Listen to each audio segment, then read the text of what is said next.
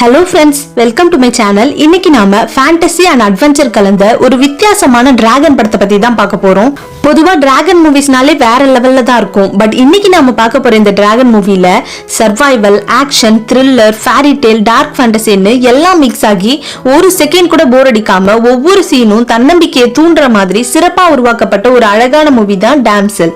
இந்த படம் 2024ல ரிலீஸ் ஆகியிருக்கு. ஒரு தைரியமான இளவரசி தன் நாட்டு மக்களோட நன்மைக்காக ஒரு அரச குடும்பத்தை சேர்ந்த ராஜகுமாரனை கல்யாணம் பண்றா. நம்ம இளவரசிய அப்படியே ஆசையா தூக்கிட்டு வந்து ஒரு டிராகன் குகைக்குள்ள அந்த ராஜகுமாரன் போட்டுறான். உதவி செய்ய கூட யாரும் இல்லாம அந்த இருண்ட குகையில கைவிடப்பட்ட நிலைமையில பேசுற டிராகனுக்கு பயந்து நம்ம ஹீரோயின் தப்பிக்க முயற்சி பண்ணிட்டு இருக்கா. கடைசியில நம்ம ஹீரோயின் அந்த குகையில இருந்து எப்படி வெளியே வந்தா, அவளை ஏமாத்தின அந்த அரச குடும்பத்தை எப்படி பழி வாங்கினான்னு வித்தியாசமா எதிர்பார்க்காத ட்விஸ்ட், த்ரில்லர், ஆக்ஷனோட சொல்லப்பட்ட ஒரு தரமான மூவி தான் டாம்செல். இந்த படத்தை பத்தி பாக்குறதுக்கு முன்னாடி நீங்க என்னோட சேனலுக்கு ஃபர்ஸ்ட் டைம் வரீங்கன்னா என்னோட வீடியோவை லைக் பண்ணிட்டு மறக்காம என்னோட சேனலை சப்ஸ்கிரைப் பண்ணிக்கோங்க. இப்ப வாங்க ஸ்டோரிக்குள்ள போலாம். ஒரு பேரரசரும் அவரோட திறமை வாய்ந்த குதிரைப்படை வீரர்களும் ஒரு மலையை நோக்கி வேகமா வந்துட்டு இருக்காங்க. ஒரு மிகப்பெரிய ராட்சச டிராகன் அந்த மொத்த சாம்ராஜ்யத்தையும் சுத்தி வந்து வானத்துல பறந்துட்டு இருக்கு. பட் அதோட நிழல் மட்டும் தான் தெரியுது. அந்த பேரரசரும் வீரர்கள் எல்லாரும் அங்க இருக்க ஒரு குகையில கயிறை போட்டு கீழே இறங்குறாங்க. அந்த மலையே அதிர்ற அளவுக்கு ஒரு பயங்கரமான சத்தம் கேக்குது. இப்ப இந்த சத்தத்தை கேட்டதும் அரசருக்கு முன்னாடி 6 பேர், பின்னாடி 6 பேர்னு லைன் ஃபார்ம் பண்ணி நிக்கிறாங்க. அடுத்த செகண்டே நெருப்ப கக்கி முன்னாடி இருந்த 6 பேரையும் க்ளோஸ் பண்ணிடுது. இப்ப அரசரை சுத்தி மீதி வீரர்கள் நின்னுட்டு இருக்காங்க. சுத்தி நின்ன ஒவ்வொரு வீரர்களையும் வாளை வச்சு செவுத்துல தூக்கி விசிறி அடிச்சு தூக்கி போட்டு கொண்டுடுது. இப்ப அரசருக்கு வேற வழி தெரியல. சோ மண்டி போட்டு நிக்கிறாரு. இப்ப அந்த டிராகனோட பிரம்மாண்டமான உருவத்தை காட்டுறாங்க. அதோட உருவத்தை பார்க்கவே வேற லெவல்ல பயங்கரமா இருக்கு. இப்ப பல நூற்றாண்டுகளுக்கு அப்புறம் ஒரு தூர தேசத்துல உள்ள வறண்ட பூமியில ஒரு பொண்ணு விறகு உடைச்சிட்டு இருக்கா. இவ தான் இந்த படத்தோட ஹீரோயின் எலோடி. அவ தங்கச்சியும் அவ கூட இருக்கா. இவங்க பேசிட்டு இருக்கப்போ ஏதோ ஒரு குதிரை வண்டி அவங்களோட நாட்டுக்குள்ள போயிட்டு இருக்கு. அது யாரா இருக்கும்னு இப்ப இந்த 2 பொண்ணுங்களும் அவங்க நாட்டுக்கு திரும்பி போறாங்க. இவங்க உள்ள போகும்போதே நிறைய மக்கள் அந்த நாட்டை விட்டு வெளியே போறாங்க. ஏன்னா அங்க இருக்க எல்லாருமே பஞ்சத்திலையும் வறுமையிலையும் கஷ்டப்பட்டுட்டு இருக்காங்க. சாப்பிட கூட எதுவும் இல்ல. நம்ம ஹீரோயின் தான் இந்த சின்ன நாட்டோட இளவரசி. இப்ப அவ ஒரு ரூம்குள்ள போறா. அங்க அவளோட அப்பா அரசர் அங்க நின்னுட்டு இருக்காரு. ஒரு ரெட் கலர் ட்ரெஸ் போட்டுட்டு பார்க்க சூனியக்காரி மாதிரி இருக்க ஒரு லேடி அங்க இருக்காங்க. இதுல யார் எலோடின்னு கேக்குறாங்க. நம்ம ஹீரோயினும் நான் தான் சொல்றா. அவ கிட்ட வந்து பாத்துட்டு அரசர் கிட்ட ஒரு லெட்டரை கொடுத்துட்டு உங்க முடிவுக்காக வெயிட் பண்றோம்னு சொல்லிட்டு அங்க இருந்து கிளம்பிடுறா. நம்ம ஹீரோயினுக்கு அம்மா இல்ல, ஸ்டெப் மதர், அதாவது சித்தி தான் இருக்காங்க. வந்த லேடி யாருன்னு நம்ம ஹீரோயின் கேக்குறா. அதுக்கு அரசரும் உன்னை பொண்ணு கேட்டு வந்திருக்காங்க. ஒரு மிகப்பெரிய சாம்ராஜ்யத்தை சேர்ந்த இளவரசர் உன்னை கல்யாணம் பண்ணிக்க ஆசைப்படுறாரு. இந்த கல்யாணத்துக்கு நீ சம்மதிச்சா கோல்டு, தானியங்கள், நமக்கு தேவைப்படுற பொருட்கள்னு நிறைய தராங்களான்னு அரசர் சொல்றாரு. அதுக்கு நம்ம ஹீரோயினும் அதுக்காக எல்லாம் கல்யாணம் பண்ணிக்க முடியாதுன்னு சொல்றா. அதுக்கு அவரும் நம்ம நாட்டு மக்களுக்கு உன்னோட உதவி தேவைப்படுது, பஞ்சமும் வறுமையும் ஒழிய இதுதான் கடைசி வழின்னு சொல்றாரு. நம்ம ஹீரோயினும் வேற வழி இல்லாம சரின்னு ஒத்துக்கிறா. ஒரு பெரிய கடல்ல கப்பல் போயிட்டு இருக்கு. நம்ம ஹீரோயினும் ஹைட்டான ஒரு இடத்துல நின்னு கடலை சோகமா பாத்துட்டு இருக்கா. அப்ப அவ தங்கச்சி அவ கிட்ட வந்து உனக்கு நர்வஸா இருக்கான்னு கேக்குறா. அதுக்கு அவளும் ஆமா, நான் மீட் பண்ண போற இளவரசன் யாருன்னு கூட தெரியாது, எல்லாரும் அந்நியர்கள், இந்த இடம் எப்படிப்பட்ட இடம்னு எதுவுமே எனக்கு தெரியாதுன்னு பேசிட்டு இருக்கா. இப்ப கீழே இருந்து அவ சித்தி அவ்வளவு ஹைட்ல என்ன பண்றீங்க, கீழே இறங்கி வாங்கன்னு கூப்பிடுறா. இப்ப அந்த ராஜ்யத்தோட பக்கத்துல வந்துட்டாங்க. திடீர்னு மேல இருந்த ஆளு சங்கு ஊதுறான். எதிரில ஃபுல்லா புகை மண்டலமா இருக்கு. அந்த புகைக்கு நடுவுல நெருப்பு தெரியுது.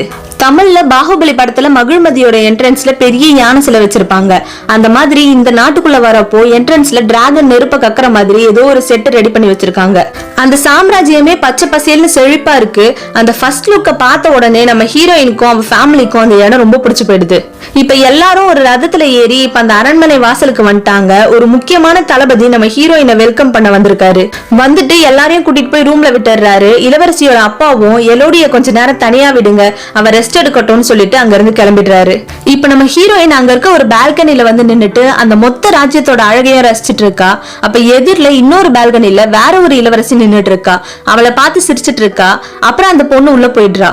நம்ம ஹீரோயின் தனியா மேஸ் கேம் வரைஞ்சிட்டு இருக்கா. அதை பார்க்கும் போதே நம்ம ஹீரோயின் செம்ம புத்திசாலின்னு தெரியுது. அன்னைக்கு நைட்டு அவ தங்கச்சி கூட பேசிட்டே படுத்து தூங்கிட்டு இருக்கா. மறுநாள் நம்ம ஹீரோயின் இளவரசனோட அம்மா அவ மாமியார் முன்னாடி குனிஞ்சு நின்னு அவளுக்கு வணக்கம் சொல்லிட்டு இருக்கா. இந்த மாமியார் தான் இந்த படத்தோட மெயின் வில்லி. இளவரசனும் நம்ம ஹீரோயினும் ஒரு அழகான தோட்டத்துல தனியா பேசிட்டு இருக்காங்க. உங்களுக்கு என்ன பிடிச்சிருக்கா இல்ல பிடிக்கலையா, ஏதோ இஷ்டம் இல்லாம கல்யாணம் பண்ற மாதிரி மூஞ்ச உருன்னு வச்சிட்டு இருக்கீங்கன்னு நம்ம ஹீரோயின் கேக்குறா. அதுக்கு அவனும் அப்படிலாம் இல்ல, பிடிச்சிருக்கு, நீ கொடுத்த லெட்டர் நல்லா இருக்குன்னு ஒரு லெட்டர் காமிக்கிறான். நம்ம ஹீரோயின் ஆல்ரெடி இளவரசனுக்கு வந்த உடனே ஒரு லெட்டர் கொடுத்து அனுப்பியிருப்பா. அதுதான் ரொம்ப அழகா இருக்குன்னு இளவரசன் சொல்லிட்டு இருக்கான். நம்ம ஹீரோயின் ஹீரோயின் இளவரசன் கிட்ட நம்ம வர வழியில சில குதிரைகள் இருந்துச்சு, நம்ம ஒரு ரைட் போலாமான்னு கேக்குறா. சரின்னு இப்ப 2 பேரும் 2 குதிரையில வேகமா போயிட்டு இருக்காங்க. நம்ம ஹீரோயின் ஹீரோவை விட ஸ்பீடா போறா. எனக்கு டிராவல் பண்றது தான் ரொம்ப பிடிக்கும், உலகம் ஃபுல்லா சுத்தணும்னு ஹீரோயின் சொல்றா. எனக்கும் அதான் பிடிக்கும்னு இளவரசனும் சொல்றான். நம்ம ஹீரோயினோட அப்பா அரசர் கிட்ட தனியா பேசணும்னு மாமியார் கூப்பிடுறா. ஒரு ரூம்ல 2 பேரும் தனியா பேசிட்டு இப்ப உள்ள இருந்து மாமியார் ஃபர்ஸ்ட் வெளியே வரா. ஹீரோயினோட சித்தி இந்த மாமியாருக்கு வணக்கம் வைக்கிறா. பட் அந்த மாமியார் இவளை கொஞ்சம் கூட மதிக்காம திமிரா கிளம்பிடுறா. நம்ம அரசர் ரொம்ப சோகமா மனசுடைஞ்சு போய் ரூம்ல இருந்து வெளியே வராரு. அதை பார்த்துட்டு என்னாச்சு, மேரேஜ் நின்னுடுச்சா, ஏன் சோகமா இருக்கீங்கன்னு சித்தி கேக்குறா. அதுக்கு அரசரும் மேரேஜ் எல்லாம் நிக்கலன்னு சொல்றாரு. அப்ப ஏதாவது கோல்டு எதிர்பார்க்கறாங்களான்னு கேக்குறா. அதுக்கு அவரும் ஆமா, நான் எதிர்பார்த்ததை விட அதிகமான கோல்டு கேக்குறாங்கன்னு மனசுல எதையோ வச்சுட்டு மூடி மறைச்சு பேசிட்டு இருக்காரு. அப்புறம் ஒன்னும் இல்ல, கல்யாணம் நடக்கும்னு சொல்லிட்டு அங்க இருந்து கிளம்பிடுறாரு. பட் சித்திக்கு நம்ம ஹீரோயின் மேல ரொம்ப பாசம். அவ பொண்ணா இல்லனாலும் எலோடிக்கு எதுவும் ஆகக்கூடாது, அவ நல்லா இருக்கணும்னு நினைக்கிறா. அரசர் பேசினதுல இருந்து ஏதோ ஒரு பிரச்சனை இருக்குன்னு புரிஞ்சுக்கிட்டா. சோ இப்ப மாமியார் கிட்ட போயிட்டு பேச்சு கொடுக்குறா. நான் ஏதாவது ஹெல்ப் பண்ணட்டுமா, நம்ம 2 ஃபேமிலியும் ஒன்னா சேரணும்னு ஆசைப்படுறேன்னு சொல்றா. அதுக்கு மாமியாரும் உங்க ஃபேமிலிக்கு கோல்டும் தானியங்களும் தேவை, என் ஃபேமிலிக்கு ஒரு இளவரசி தேவை, இதுக்கும் அதுக்கும் சரியா போச்சு, எனக்கு ஃபேமிலி முக்கியம் இல்ல, என் பையனும் எலோசியும் கல்யாணம் பண்ணணும் அவ்வளவுதான்னு சொல்றா. அதுக்கு சித்தியும் அவ பேரு எலோசி இல்ல எலோடின்னு சொல்றா. பதிலுக்கு மாமியாரும் அதான் சொன்னேன்னு அங்க இருந்து கிளம்பிடுறா. ரூம்ல ஹீரோயினும் அவ தங்கச்சியும் இங்க இருக்க எல்லாமே பர்ஃபெக்ட்டா இருக்குல்லன்னு பேசிட்டு இருக்காங்க. அப்ப அவளோட சித்தி உள்ள வராங்க. உள்ள வந்துட்டு எலோடி, இந்த கல்யாணத்துல ஏதோ ஒரு தப்பு இருக்கு, இங்க பாக்கதான் எல்லாம் ராயலா இருக்காங்க, ஆனா இங்க இருக்க மனுஷங்க நல்லவங்க இல்ல, எனக்கு இவங்க மேல நம்பிக்கை வரலன்னு சொல்றா. அப்ப அரசர் உள்ள வந்துட்டு பசங்க தூங்கட்டும், நீ வான்னு சித்திய கூப்பிட்டு போயிடுறாரு. எலோடிக்கு இப்ப கன்ஃபியூஷனாவே இருக்கு. மறுநாள் மேரேஜ். சோ நம்ம ஹீரோயினுக்கு அழகான கவுன பணிப்பெண்கள் எல்லாரும் சேர்ந்து போட்டு விடுறாங்க. அப்புறம் அரசர் எலோடிய கூட்டிட்டு வந்து வேண்டா வெறுப்பா இளவரசன் கிட்ட விட்டுட்டு தனியா போய் நின்னுடுறாரு. இப்ப நம்ம ஹீரோயினும் இளவரசனும் ரிங்க மாத்தி கல்யாணம் பண்ணிக்கிறாங்க. எலோடிக்கு ஒரு கிரவுனை வைக்கிறா மாமியார். நம்ம ஹீரோயின் அவளோட அப்பா சித்தி தங்கச்சிக்கு குட் பை சொல்லிட்டு ஒரு ரதத்துல இளவரசன் பக்கத்துல போய் உட்காருறா.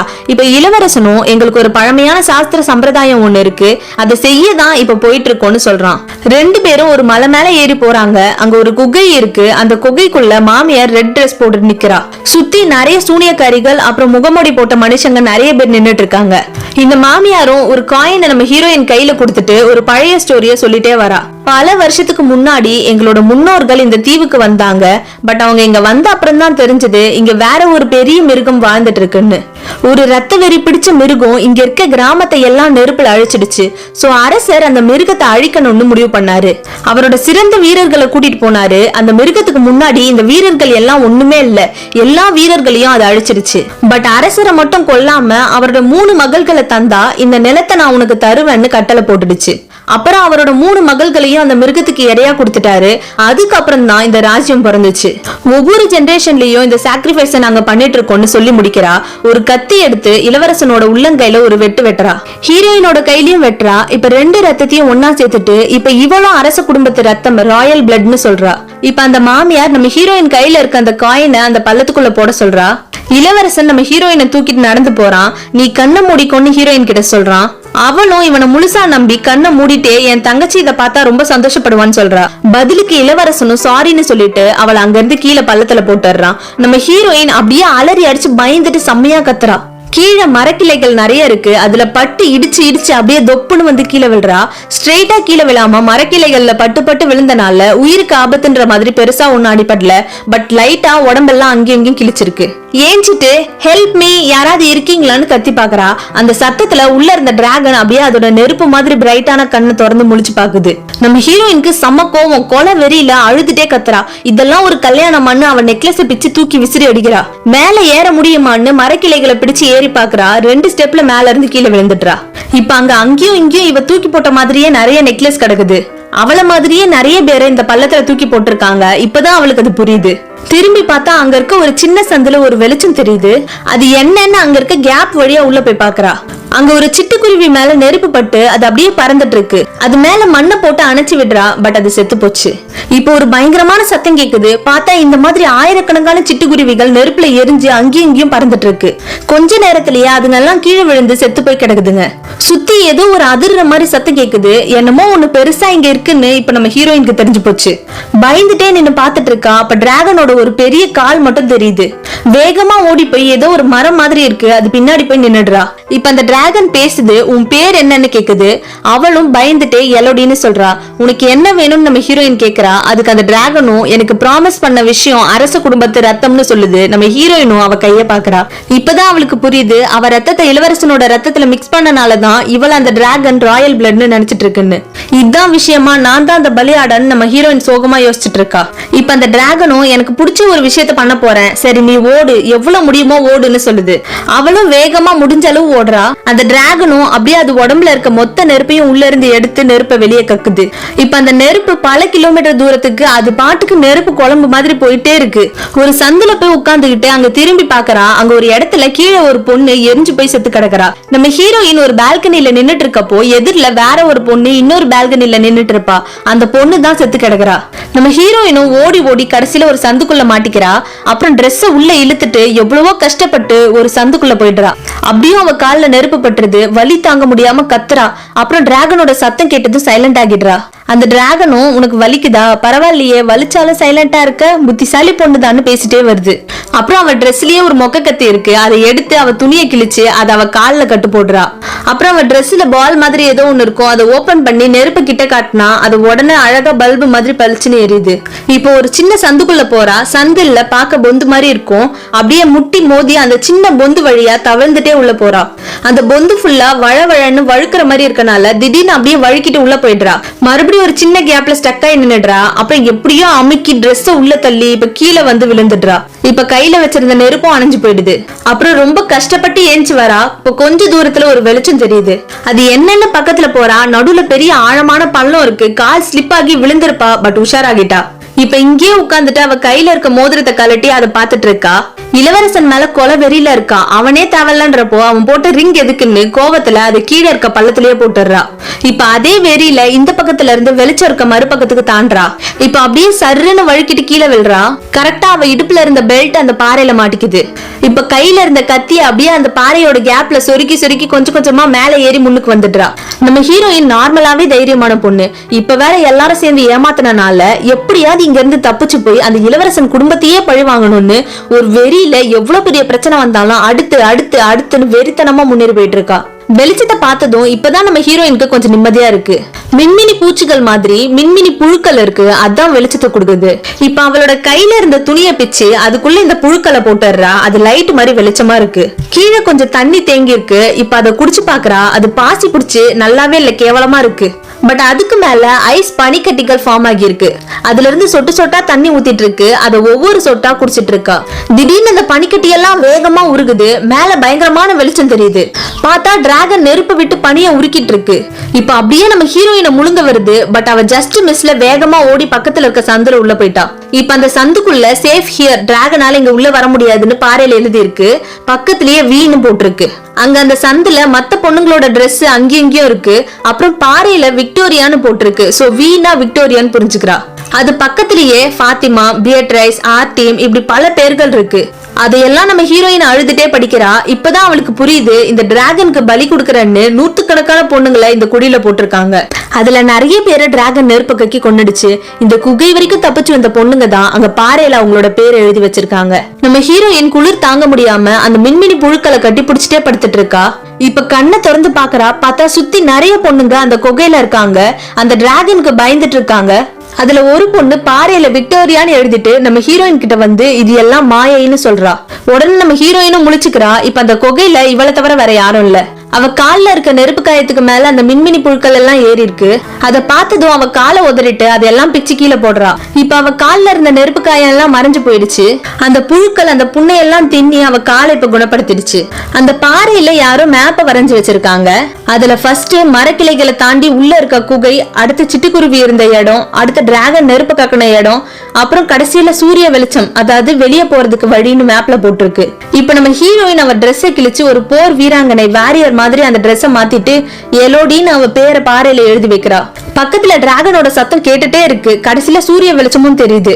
அந்த வெளிச்சத்தை பார்த்த அப்புறம் தான் நம்ம ஹீரோயினுக்கு ஒரு நம்பிக்கையே வருது. பட் அதுக்கு முன்னாடி கிறிஸ்டல் கல்லுங்க, வெளியே போற அந்த வழியில மேல ஃபுல்லா ஷார்ப்பான கிறிஸ்டல் கல்லுங்க இருக்கு. நம்ம ஹீரோயின் இப்ப ஒரு பள்ளத்துக்குள்ள இருக்கா. மேல ஏறி போனாதான் அடுத்து சூரிய வெளிச்சத்தை வச்சு மலையில இருந்து கீழே போக முடியும். அங்க ஒரு கிரவுன் இருக்கு, அதுல வீணு போட்டிருக்கு. விக்டோரியா இந்த கிறிஸ்டலை தாண்டி அடுத்த இடத்துக்கு போயிருக்கா. சோ இப்ப நம்ம ஹீரோயின் 2 கையிலயும் 2 கால்லயும் துணியை டைட்டா கட்டிக்கிறா. அந்த கிரவுனை பிடிச்சிட்டு கிறிஸ்டல்ல அதை மாட்டி மாட்டி கொஞ்சம் கொஞ்சமா மேல ஏற ஆரம்பிக்கிறா.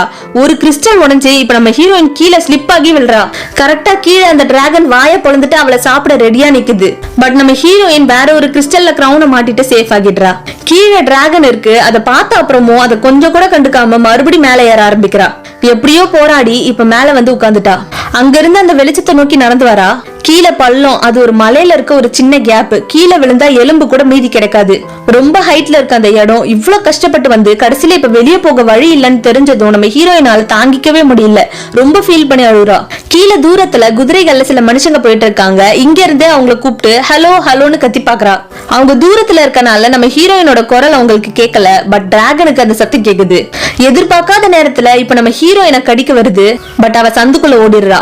அங்க இருக்க பாறையில நாட் சேஃப்னு விக்டோரியா எழுதி வச்சிருக்கா. இன்னொரு பக்கம் பார்த்தா அந்த விக்டோரியாவே செத்து போய் எலும்பு கூட கிடக்குறா. அந்த டிராகன் நம்ம ஹீரோயின் கிட்ட 3 எடுக்கப்பட்டது 3 கொடுக்கப்பட வேண்டும்னு சொல்லிட்டு இப்ப அந்த டிராகன் நெருப்ப கக்க ரெடியா வயித்துல இருந்து நெருப்பை எடுத்து தொண்டையில கொண்டு வந்திருக்கு. நம்ம ஹீரோயினும் அவ்வளவுதான் சாக போறோம்னு பயத்துல செம்மையா கத்துறா. அப்ப திடீர்னு வெளியே இருந்து எலோடின்னு சத்தம் கேக்குது. என்ன சத்தம்னு டிராகனும் எலோடிய அப்படியே விட்டுட்டு அங்க இருந்து கிளம்பிடுது. நம்ம ஹீரோயினுக்கு லக்கு தான், அவளோட விதியில இன்னைக்கு சாகணும்னு எழுதல போல. மறுபடியும் நம்ம ஹீரோயின் அந்த கிறிஸ்டல் வழியா கீழே இறங்கி போகணும். நம்ம ஹீரோயினோட அப்பா அரசர் அவர் பொண்ணை தேடி அந்த பள்ளத்துல கயிறை வச்சு இறங்கி இப்ப இந்த குகைக்குள்ள வந்திருக்காரு. அவர் கூட சில மனுஷங்களையும் கூட்டிட்டு வந்திருக்காரு. பட் வந்தவங்க எல்லாம் வீரர்கள் இல்ல, காசுக்காக வந்தவங்க. நம்ம ஹீரோயின் இப்ப கொஞ்சம் ட்ரெயின் ஆகிட்டனால வேகமா அந்த கிறிஸ்டலை தாண்டி இப்ப கீழே இறங்கி வந்துடுறா. எலோடி எலோடின்னு சத்தம் கேக்குது. அதை கேட்டு அவளும் போறா. ஒரு சந்துக்குள்ள நுழையறா. இப்ப அதுக்குள்ள தங்க நகைகள் நிறைய செதறி கிடக்குது. அப்புறம் 3 டிராகன் முட்டையில இருந்து வெளியே வந்து செத்து கிடக்குது. இத பார்த்த அப்புறம் தான் நம்ம ஹீரோயினுக்கு எல்லாம் புரிய வருது. ஸ்டார்டிங்ல ஒரு பேரரசர் 12 வீரர்களோட இந்த குகைக்குள்ள வரும்போது இந்த 3 டிராகன் குட்டிகளும் முட்டைகள்ல இருந்து பொறிஞ்சு வெளியே வந்திருக்கு. அப்ப அந்த பேரரசரும் இதை கொன்னுடுங்கன்னு கட்டளை போட்டிருக்காரு. அந்த 3 குட்டிங்களையும் கொன்னனாலதான் டிராகன் அந்த மொத்த வீரர்களையும் கொன்னுடுச்சு. கடைசியில அந்த அரசரும் மண்டி போட்டு நிக்கிறாரு. இப்ப அந்த டிராகன் அவர் பக்கத்துல வந்து அவர் அப்படியே அதோட கைய வச்சு நசுக்கி பிடிச்சிட்டு உனக்கு சாவை விட பெரிய தண்டனை கிடைக்கும்னு சொல்லிருக்கு. அதான் 3 ஃபீமேல் டிராகன் குட்டிகளை கொன்னனால அரசரோட வம்சத்துல உள்ள எல்லா மன்னர்களுக்கு பிறக்கிற 3 மகள்களை தந்தா நான் இந்த ராஜ்யத்தை ஒண்ணும் பண்ண மாட்டேன்னு கட்டளை போட்டிருக்கு. இதெல்லாம் நம்ம ஹீரோயினுக்கு இப்பதான் புரிய வருது. இப்ப மறுபடியும் எலோடின்னு சத்தம் கேக்குது. நம்ம ஹீரோயினும் ஐயோ சத்தம் போடுறாங்களே டிராகன் வரப்போகுதுன்னு பயந்துட்டே இருக்கா. இப்ப அங்க வந்த ஆட்கள்ல ஒருத்தனை டிராகன் அதோட கால்ல புடிச்சு ஹைட்டா பறந்து அப்படியே பாறையில தூக்கி விசிறி அடிக்குது. அவன் செத்துட்டான். இன்னொருத்தனையும் அதே மாதிரி தூக்கி விசிறி அடிக்குது. பட் அவன் துடிச்சிட்டே கீழே விழுந்து கிடக்குறான். இப்ப அந்த டிராகன் அவன் கிட்ட வந்து அவன் மேல காலை வச்சு அவன் அப்படியே பச்சக்குன்னு நசுக்கி போட்டுருது. இப்பதான் டிராகனோட முழு உடம்பு ஃபுல்லா காட்டுறாங்க. அது அப்படியே பயங்கரமா வெறித்தனமா கத்துது. இப்ப அந்த அரசரும் அப்படியே மிரண்டு போய் டிராகன் முன்னாடி நின்னுட்டு இருக்காரு. எதுக்கு நீங்க வந்திருக்கன்னு டிராகன் கேக்குது. அதுக்கு அவரும் என் பொண்ணுக்காக வந்திருக்கேன்னு சொல்றாரு. இப்ப கத்திய உருவி டிராகனை குத்த போறாரு. டிராகன் அவரை வாழை வச்சு தலைகீழ தூக்கி பிடிச்சிட்டு இருக்கு. அவரோட கத்தியும் கீழே விழுந்துடுது. அவரையும் அப்படியே தூக்கி கீழே போட்டுருது. அப்பாவை வச்சு பொண்ணு கொன்னுடலான்னு இப்ப அந்த டிராகன் அவர்கிட்ட உன் பொண்ணு கூப்பிடுன்னு சொல்லுது. அது கேட்டதும் அரசருக்கு ரொம்ப சந்தோஷம். என் பொண்ணு உயிரோட இருக்காளான்னு கேக்குறாரு. அதுக்கு டிராகனும் இங்கதான் எங்கேயோ ஒளிஞ்சிட்டு இருக்கா, அவளோட வாசனை எனக்கு வருதுன்னு சொல்லுது. இப்ப மறுபடியும் உன் பொண்ணு கூப்பிடுன்னு அது சொல்லிட்டு இருக்கு. அரசரும் எலோடி நான் சொல்றது கேக்குதாமா, நான் ரொம்ப பெரிய தப்பு பண்ணிட்டேன். நாட்டு மக்களோட நன்மைக்காக உன் உயிரை பணையம் வச்சுட்டேன். கோல்ட வச்சு வாழ்ந்துடலான்னு நினைச்சேன். ஆனா நீ இல்லாம என்னால வாழ முடியாதுமான்னு சொல்லிட்டு இருக்காரு. அப்ப அந்த டிராகன் அவரை பின்னாடி இருந்து தள்ளி விட்டுட்டு அவளை வர சொல்லுன்னா வேற எதோ பேசிட்டு இருக்க, இதான் உனக்கு லாஸ்ட் சான்ஸ், ஒழுங்கா அவளை வெளியே வர சொல்லுன்னு சொல்லுது. அரசரும் அவர் பொண்ணு கிட்ட எலோடி நீ என் பொண்ணு, என் பேச்சை நீ கண்டிப்பா கேட்கணும், நான் உனக்கு கட்டளை கொடுக்கறேன், வெளியே வராதன்னு கத்துறாரு. அதை கேட்டு காண்டாகி அரசரோட நெஞ்சில டிராகன் அதோட நகத்தை ஸ்லோவா உள்ள சொருகி அவர் அப்படியே கொஞ்சம் கொஞ்சமா சாகடிக்குது. இத பார்க்க முடியாம நம்ம ஹீரோயினும் நோன்னு கத்துறா. எலோடியோட சத்தம் கேட்டதும் டிராகன் அவளை சுத்தி சுத்தி தேடுது. இப்ப அரசர் கூட வந்ததுல வேற ஒருத்தன் தப்பிச்சு ஒளிஞ்சிட்டு இருப்பான். அவன் எதையோ தட்டி விட்டுருப்பான். அந்த சத்தத்தை கேட்டு டிராகன் இப்ப அவன் பக்கமா போகுது. நம்ம ஹீரோயின் அவ அப்பா கிட்ட வரா.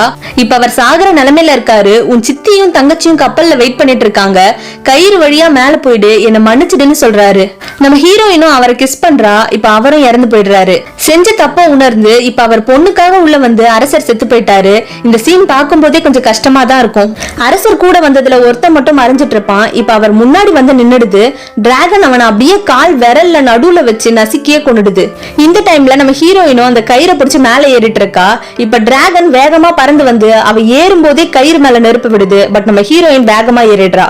அடுத்து அவ போற வழியில ஃபுல்லா நெருப்பு கக்குது. அவளும் அப்படியே வந்து வெளியே விழுறா. அவ்வளவுதான், அந்த மலையில இருந்து இப்ப நம்ம ஹீரோயின் வெளியே வந்துடுறா. வெளியே சில குதிரைகள் நின்னுட்டு இருக்கு. அதுல ஒரு குதிரை மேல ஏறிட்டு வேகமா போயிட்டு இருக்கா. டிராகன் பின்னாலேயே துரத்திட்டு வருது. சோ இப்ப அங்க இருக்க குதிரையில இருந்து கீழே இறங்கி ஒரு பாறையில இடுக்குல உள்ள போய் உட்கார்ந்துடுறா. டிராகன் அந்த குதிரையை பின்னாடியே துரத்திட்டு போயிட்டு அது எரிச்சு சாம்பலாக்கிடுது.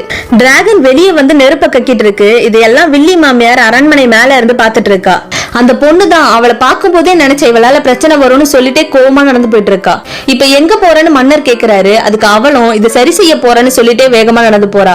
பார்த்தா அந்த டிராகன் கோவத்துல நெருப்ப விட்டு மொத்த சாம்ராஜ்யத்தையும் எரிச்சு போட்டிருக்கு. வேகமா வந்த வில்லி மாமியார் இப்ப சித்தியும் தங்கச்சியும் இருக்கு கப்பல்ல வந்துடுறா. வந்துட்டு உங்களோட ஒரு பொண்ணை தரேன்னு எங்களுக்கு ப்ராமிஸ் பண்ணிருக்கீங்கன்னு சொல்லிட்டு அந்த சின்ன பொண்ணை இழுத்துட்டு போறாங்க. சித்தியவும் கத்தி வச்சு குத்திடுறாங்க. அந்த பாறை இடுக்குல இருந்து நம்ம ஹீரோயின் இப்ப வெளியே வரா. இப்ப டிராகனோட சத்தம் இல்லாம இப்ப ஃபுல்லா அமைதியா இருக்கு. அப்படியே நடந்து வந்துட்டு இருக்கா. அவளோட ஸ்டெப் மதர் சித்தி குதிரையில ஏறி வராங்க. நம்ம ஹீரோயினை பார்த்துட்டு உன் தங்கச்சி அந்த குகையில கூட்டிட்டு போயிட்டாங்க, நான் எவ்வளவோ போராடி பார்த்தேன்னு சொல்லிட்டு வா நம்ம அவளை காப்பாத்தலான்னு சொல்றா. அதுக்கு நம்ம ஹீரோயினும் இந்த நிலைமையில நீங்க வர வேணாம், ஆல்ரெடி உங்களை கத்தியால குத்திருக்காங்க, நீங்க சேஃபா எங்கேயாவது போங்க, நான் அவளை காப்பாத்துறேன்னு சொல்லிட்டு அந்த குதிரையை எடுத்துட்டு மறுபடியும் அந்த குகைக்கு போறா. நம்ம ஹீரோயினோட தங்கச்சிய வலுக்கட்டாயமா கூட்டிட்டு வராங்க. அவளும் கத்திட்டே இருக்கா. அப்ப அந்த இளவரசன் அவன் அம்மா கிட்ட அவ ரொம்ப சின்ன பொண்ணு, போதும் இதை நிறுத்துங்கன்னு சொல்றான்.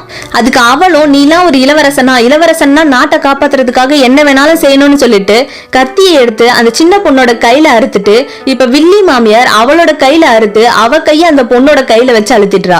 பிகாஸ் ராயல் பிளட் இருந்தா மட்டும் போதும், அதுக்கு இளவரசன் தான் கல்யாணம் பண்ணணும்னு அவசியம் இல்ல. இப்ப நம்ம ஹீரோயினோட தங்கச்சியவும் துடிக்க துடிக்க அங்க இருந்து தூக்கி போட்டுறாங்க. நம்ம ஹீரோயின் அப்படியே வேகமா குதிரையில வந்துட்டு இருக்கா. குகைக்குள்ள வந்து பாக்குறா. பார்த்தா இப்ப அங்க யாருமே இல்ல. அவ தங்கச்சியை கீழே தூக்கி போட்டுட்டாங்க. இப்ப வேற வழி இல்லாம தங்கச்சியை காப்பாத்தணும்னு மறுபடியும் அந்த பள்ளத்துல கயிறை போட்டு கீழே இறங்குறா. அந்த டிராகன் நம்ம ஹீரோயினோட தங்கச்சிய அப்படியே கையில புடிச்சு தூக்கி பறந்துட்டு இருக்கு. கீழே விழுந்ததுல அவ தங்கச்சியும் மயங்கி போயிருக்கா. இப்ப நம்ம ஹீரோயின் ஒவ்வொரு இடமா தாண்டி இப்ப மின்மினி புழுக்கள் இருக்க அந்த பக்கத்துல குதிச்சு ஃபர்ஸ்ட் மாதிரியே கத்திய வச்சு மேல முன்னேறி முன்னேறி போறா. சில மின்மினி புழுக்களை கலெக்ட் பண்ணி எடுத்து வச்சுக்கிறா. மேபி யாருக்காவது அடிபட்டுச்சுன்னா உடனே அதை சரி பண்ணிடலான்னு ரெடியா அதை கலெக்ட் பண்ணி வச்சிடுறா. அடுத்து அழுக்க சாக்கடை தண்ணி மாதிரி இருக்க பாசி பிடிச்ச அந்த தண்ணியை எடுத்து அவ உடம்பு ஃபுல்லா தேய்ச்சிக்கிறா.